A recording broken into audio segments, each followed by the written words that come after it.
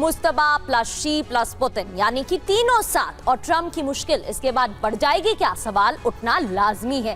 Trump की economic strike की खबर क्या है? डोनाल्ड ट्रंप की ईरान पर बड़ी आर्थिक कार्रवाई। ट्रंप ने किया इकोनॉमिक डी डे का ऐलान, ईरान के मददगार देशों पर ऑपरेशन का ऐलान।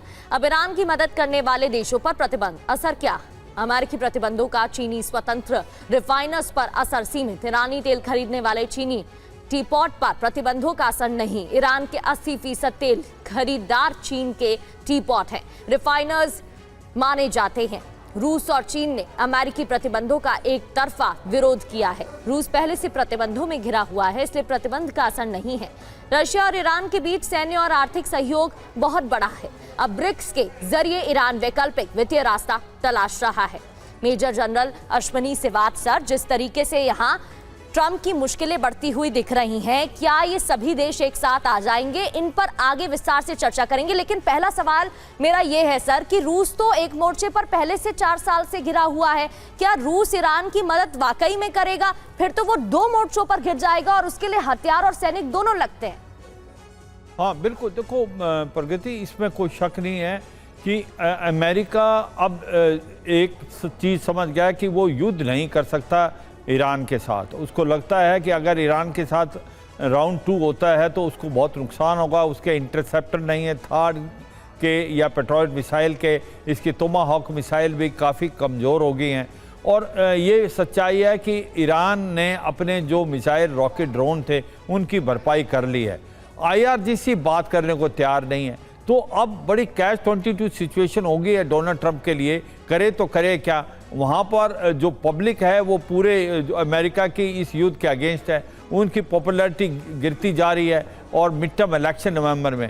तो उन्होंने अब ये एक सोचा है कि इकोनॉमिक सैंक्शन लगाया जाए। इकोनॉमिक डी डे के नाम पे चला है कि जो भी ईरान के साथ व्यापार करेगा और तो उसके ऊपर बहुत भारी सैंक्शन लगेंगी। क्या ये सैंक्शन काबिल या इफेक्टिव होंगी, ये एक क्वेश्चन मार्क है, क्योंकि सबसे ज़्यादा 80 से 90% जो ऑयल ईरान का वो लेता चीन, और चीन इकोनॉमिक सैंक्शन को मानने वाला नहीं है। तो सबसे पॉइंट ये है। दूसरा जो आपने इशारा किया रूस का, देखो ये सच्चाई है, रूस जो है, रूस यूक्रेन लड़ाई में बिल्कुल फंसा हुआ है। आज की तारीख में जिस प्रकार से यूक्रेन वहाँ पर पलटवार कर रहा है और अपने ड्रोन से उसकी रिफाइनरी के ऊपर काफ़ी बर्बाद कर दिया, ऑलमोस्ट 80% रिफाइनरी काम नहीं करी।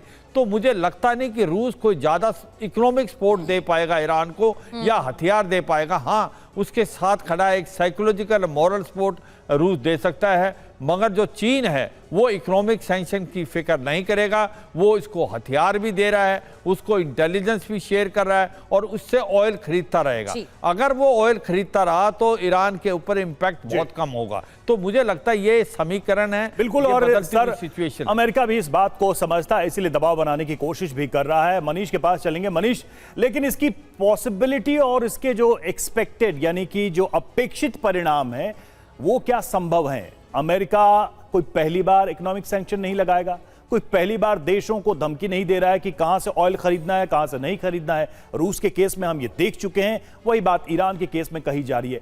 पुरानी घिसी पिटी वही रणनीति दोबारा एक बड़े कह सकते हैं स्टेप, कदम रणनीति के तौर पर दिखाने की कोशिश हो रही है। आप कैसे देखेंगे इसे?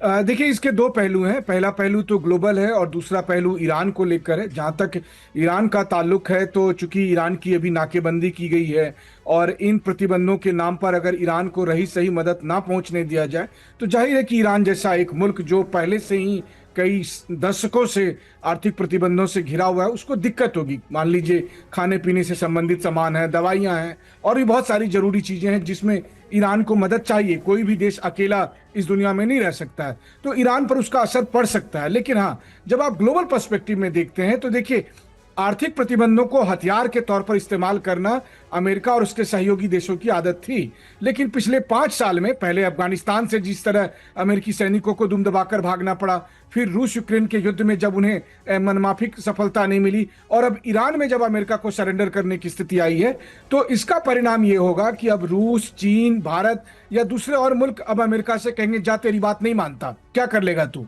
और यहीं जाकर अमेरिका के उस सुपर पावर की इमेज खत्म होती है, और एक बार वो इमेज खत्म हो गई तो फिर आर्थिक प्रतिबंध बेमानी बेईमानी हो जाते हैं। इसीलिए ब्रिक्स के प्लेटफॉर्म पर डी डॉलराइजेशन की बात की जाती है। इसीलिए ब्रिक्स के प्लेटफॉर्म पर जो वैकल्पिक वित्तीय व्यवस्था है उसकी बात की जाती है। और एक बार जैसे ही वो स्ट्रक्चर सामने आ गया तो फिर अमेरिका का जो पूरा माया जाल था इस ग्लोबल जियोपॉलिटिक्स में वो टूट कर बिखर जाएगा, क्योंकि मनीष, मतलब ताकत उसका एकमात्र पुराने जो अनुभव रहे हैं उसके आधार पे देखा जाए, इंटरनेशनल पेमेंट गेटवेज सब देशों ने धीरे धीरे अपना बनाना शुरू कर दिया। स्विफ्ट की जगह सबने स्विच करना शुरू कर दिया। वहीं ऑयल का जहां तक मामला है, सबने अपने स्पेसिफिक रूट डेवलप किए ताकि उनकी ऑयल सप्लाई सुनिश्चित रहे। बचा क्या फिर अमेरिका के पास?